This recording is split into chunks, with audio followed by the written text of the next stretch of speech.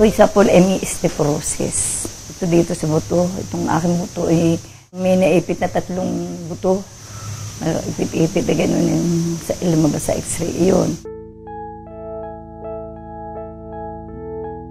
Higang-higa ako. Nung pagka ako nakakuha na ako'y tinetherapy hanggang sa naabot na nga yung ako'y dito sa amin nagpapaservice ng therapy. Hindi ko nabayad, hindi ko na kaya pumunta sa ospital. Hindi dito na ako tinetherapy sa amin.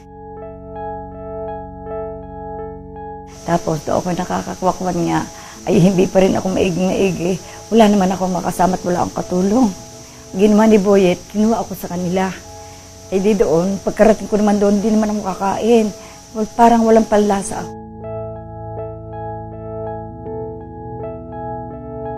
Nung ako patapatapi, ako nabubulrong. Ano? Ay sumakit. Ay sabi ko ako may sa bato.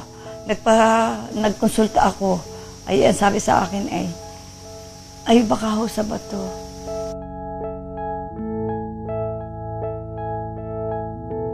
Aba, ay nabadang alas 5 sabi ko, dalhin ninyo ako sa ospital, baka ako hindi na magahin.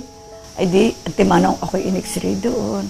Ay, di na ako ma-x-ray. Ang sabi, naku po, wala po sa bato. Nung pakita ang x-ray sa akin, ayun, ipinakita may depresya ang aking spinal cord. Na yun na nga, parang nabaluktot yung aking buto. Biski nga, bukol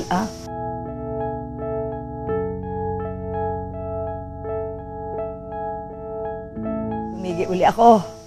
Sige uli Humigi sige uli yung akin dating gawi. Yun, inulit uli ako. Nagluto lang ako na ibang kung anong niluto ko no't babagong taon. Naghalo ako ng lulumalin dito sa likod uli. Ang sakit ng aking likod, hindi ako makahinga. Talaga ako'y pagkarating din nahiga.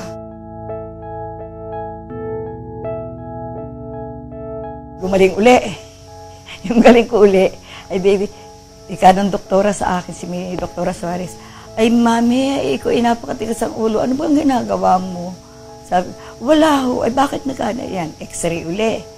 Pag ho kayo hindi tumigil niyang inyong yan, matigas ang ulo mo, ay sigurado i-wheelchair.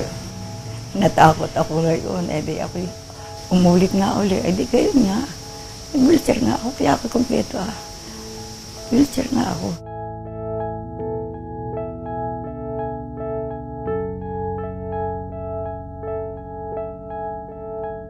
Higang-higa din, hindi nakabangon.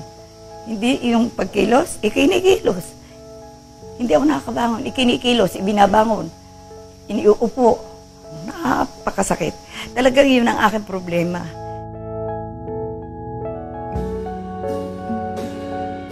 Nakilala ko si Nanay Haning nung minsan si Kuya Boyet pumunta sa akin at bumibili ng King Herbal.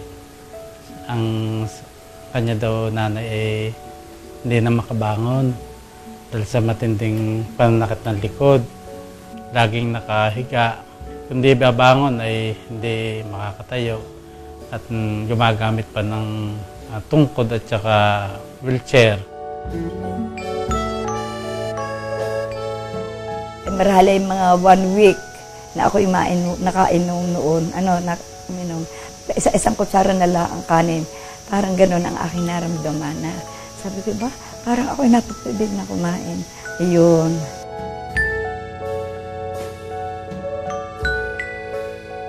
Tapos, pag after 1 linggo pa uli, ako'y nakakabangon na.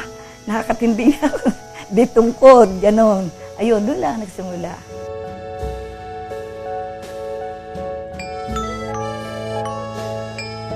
Di ako nakatungkod. Pasal-pasal ako sa loob ng bahay. Doon, sa kanilang loan doon sa kanila. Yun na simula. Nakalakad na lang ulit.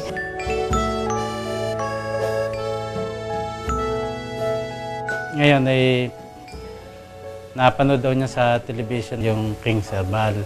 Kaya sinubukan niya yun. Pagkainom na isang boteng bumalik ulit sa akin at may kaunting pagbabago na daw na nangyari sa kanyang ina. Kaya minumuli siya hanggang sa nakakakain na yung kanyang ina, nakakabangon na rin. Nakakalakad na siya at masaya ng kausap at nakakakain na rin ng maayos.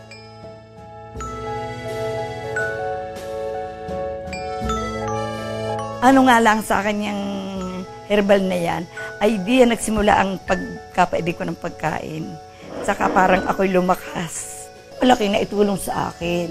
Dahil unang-una, hindi ako nakakakain.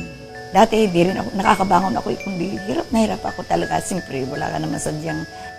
Tapos, no, ako nakakabangon na, nakatungkod, nakakalabas na ako doon sa kanilang bansuran doon. Lakad-lakad, lakad-lakad.